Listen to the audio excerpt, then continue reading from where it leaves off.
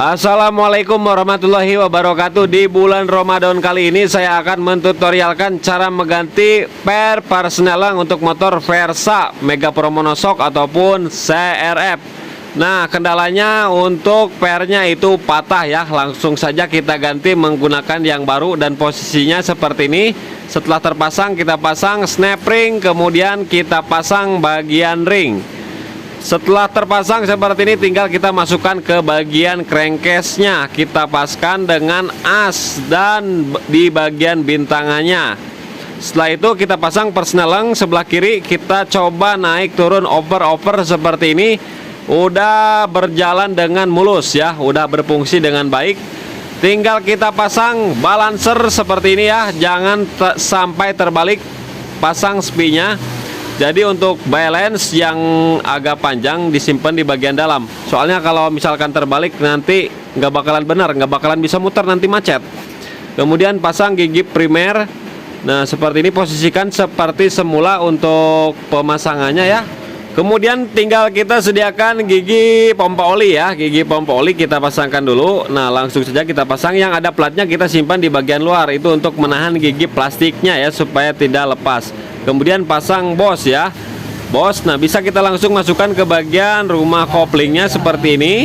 Tinggal kita masukkan ya, kita masukkan dan diperhatikan gigi engkol harus pas, gigi primer harus sampai pas, supaya saat proses memasangnya itu lebih mudah dan gampang. Setelah itu pasang ring, kemudian kita rakit bagian kampas koplingnya.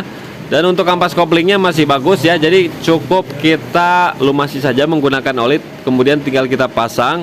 Untuk plat geseknya saya pasang yang tajamnya itu menghadap keluar dan yang tumpul itu menghadap ke dalam. Pokoknya untuk plat gesek dibolak-balik itu boleh ya. Yang penting sejajar semua. Perhatikan tanda titiknya, ini tanda titik di bagian kaki 4 lawan dan rumahnya itu harus sejajar. Nah setelah pas seperti ini tinggal kita langsung aja masukkan ya. Kita posisikan seperti ini. Untuk pemasangannya boleh disejajarkan semua. Untuk kampas koplingnya boleh juga disilang sesuai dengan standarnya. Nah kita silang aja untuk pemasangannya supaya seperti standarnya, seperti semula.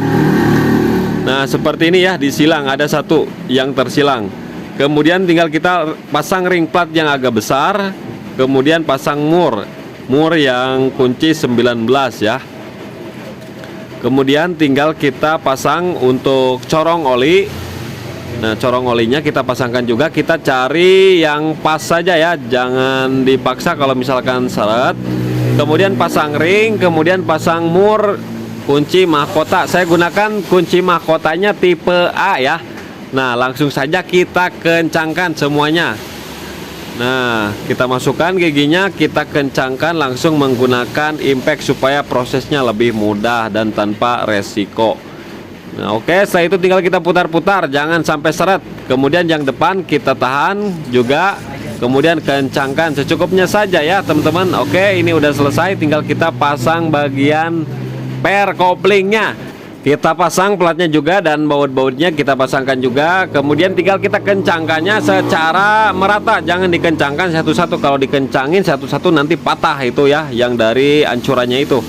Jadi harus merata untuk proses pengencangannya. Kita gunakan manual saja untuk pengencangannya ya. Nah setelah itu kita kencangkan seperti ini. Oke, kemudian tinggal kita pasang bearing setut koplingnya. Nah kita pasang sambil cek juga dan kondisinya masih baik dan bagus. Kemudian pasang tutupnya di bagian corong oli, kemudian pasang bautnya. Kemudian tinggal kita kencangkan saja secukupnya saja ya. Nah menggunakan obeng ketok ataupun obeng plus. Setelah itu untuk packing blok couplingnya saya ganti karena robek yang sebelumnya. Kemudian perhatikan dua buah bos senternya harus kita pasangkan juga ya. Pokoknya teman-teman bisa lah setelah melihat video ini bisa langsung praktek. Nah kita pasang packingnya ya. Nah kondisikan seperti ini. Bosnya kita pasang dua-duanya. Kemudian tinggal kita pasang di bak koplingnya ya. Dan untuk sisa-sisa kerokan untuk packingnya harus sampai bersih. Jangan tersisa di dalam mesin ya, nanti bisa menyumbat jalur oli. Setelah itu tinggal kita pasangkan seperti ini. Setut bagian dalam sudah terpasang juga. Kemudian pelat untuk kabel kopling kita pasangkan, dan baut-bautnya itu disesuaikan sekitar 1 sentian untuk panjangnya. Jadi jangan sampai tertukar juga ya untuk baut-bautnya. Kemudian kencangkan secara silang, kita pasang knalpot, kabel kopling, kemudian step. Olinya kita masukkan lagi, kita setel-setel. Throttle body udah saya bersihkan, tinggal kita pasang. Nah, setelah hidup seperti ini tinggal kita cek. Sekarang persnelingnya sudah balik sempurna ya. Jadi nggak keras, nggak bisa dioper lagi. Kalau tadi ya, sekarang udah bisa dioper 1, 2, 3, 4, 5. Karena kendalanya udah teman-teman bisa lihat ya tadi di video pertama, bahwasanya pernya itu udah putus. Nah, jadi seperti itulah untuk tutorialnya ya teman-teman, mudah-mudahan bermanfaat.